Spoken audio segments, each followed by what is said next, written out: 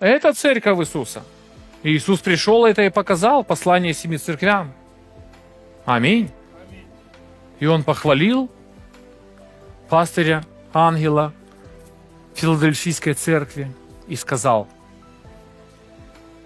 ты сохранил имя мое, и ты сохранил слово мое. А что это значит? Ты сохранил имя мое, и ты сохранил слово мое.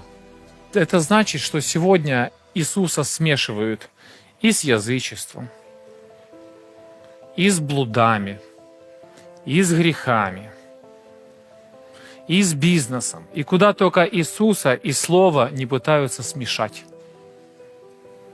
Но Иисус сказал свое мнение по этому. Говорит, ты сохранил? Говорит, и я тебя спасу. А другим, которые не сохранили, где есть религия, законничество,